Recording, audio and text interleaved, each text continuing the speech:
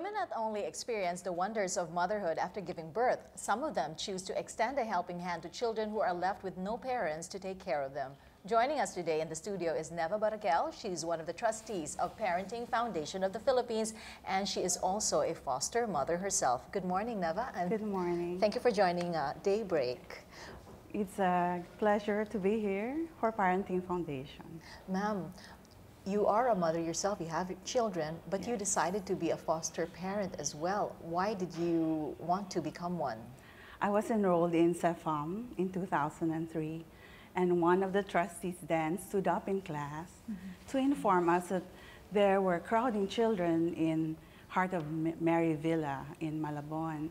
So out of 40, only 2 of us stood up and took the risk because it was my intention. So be careful with what you pray for because it always happens. Well, what was it like when you first became a foster parent?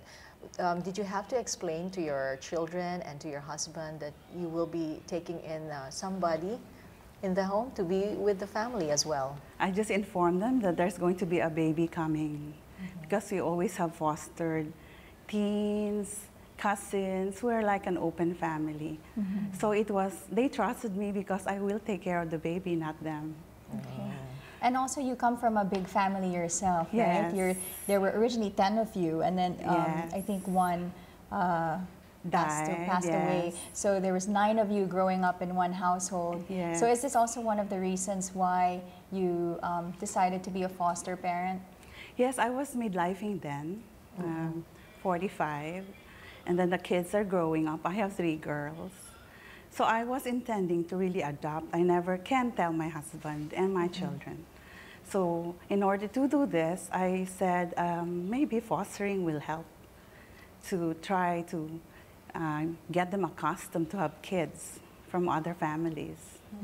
And what was it like for your children to have a baby, to be part of the family for a few months? And how is it like for you? Because you have the baby for a few months and then you're going to have to let them go Yes. afterwards. The first one was really difficult. He came from Davao and he was matched. So I informed the social worker that it has to be a baby that has been matched so that we know how long the baby will be staying with us. So we knew from then when we started that the baby is just on vacation. But the first one was really painful. After he left, What was his I name? didn't want the crib to be fixed. I still want to smell the pillows. And the girls, they have a different coping, the young generation. They just told me, Ma, just get another one. Because they see me cry. Oh, how long did you have the first? The first one was less than 3 months. He went to Belgium. Yeah. Yes. And are you in touch with the families now? The families from Belgium are difficult to get in touch with because of the communication problem. But those who went to the States, we still keep on communicating with them, and I get to visit when I go to the States. That's good. Yeah. What's the process like? You mentioned something about being matched, meaning somebody will be adopting them, and in the meantime, they will stay with foster parents. Yes. Is that the procedure with Parenting Foundation? And how do you get to choose the child? No. Or what's the arrangement like? We have social workers, and they will ask the families, the volunteer and the regular families. We are the volunteer families if we are open to have a kid.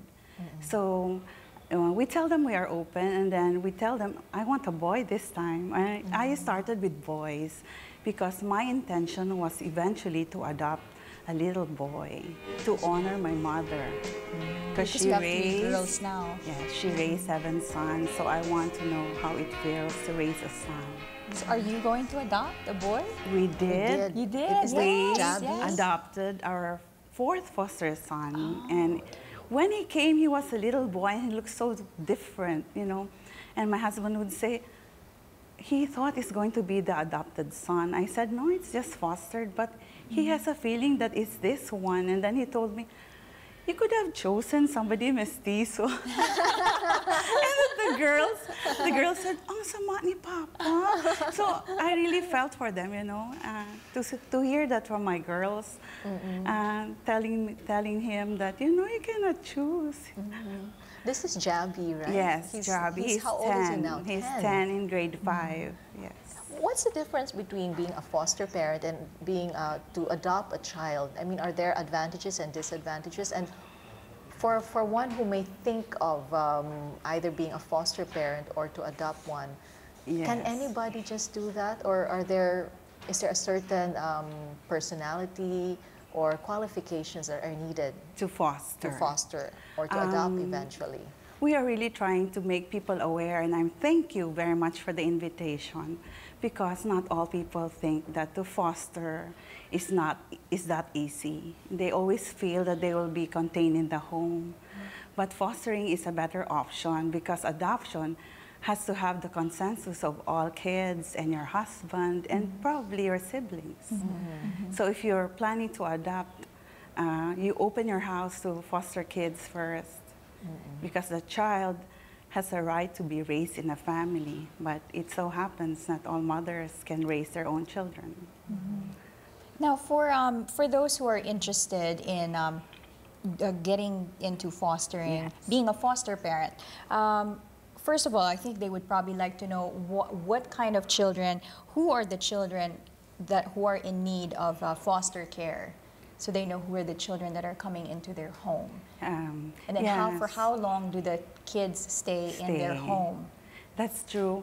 First, you have to get in touch with the social welfare or agencies that want to, they have this program. It's a DSWD who assigns the children, but the social worker in the NGOs, they search for the baby who are abandoned, mothers who sign for adoption, mothers who leave their children in families or friends. Somehow the families report to the SWD that there is a child available. So, abandoned. You can actually tell the social worker you want a girl or a boy. No. Is there a large percent of abandoned children in the Philippines? There is. And some families even sell their children.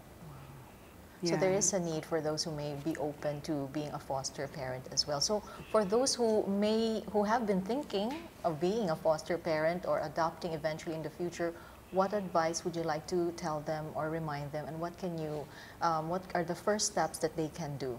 They have to be aware that the baby is on vacation, that you don't own your children, even your biological children, you do not own them. They just come through you, they have their own dreams, you know. They have to be ready. And just like rescuing pets, cats and dogs, it's like my son telling me, try more, you know, you open your house, try more. So maybe they can start, and the social worker will advise them on the proper baby they can have.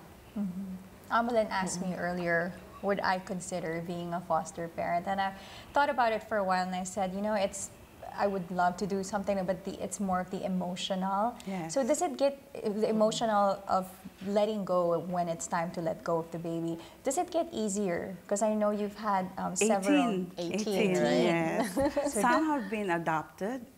Some are still with us, with the foundation. Does it get easier emotionally? It gets easier. You have to remember that they will go to a better home where they're wanted. And you ask the adoptive families, it takes 3 years before they can hold the baby. And the first person who cries is the father. It's amazing, you know, when you observe, when the families come. Okay, it's a father. So I guess for those who are interested, they can go to Parenting Foundation and get to know more about it. So thank you so much, Neva, for sharing with us your story. That was Neva Baraquiel of the Parenting Foundation Incorporated.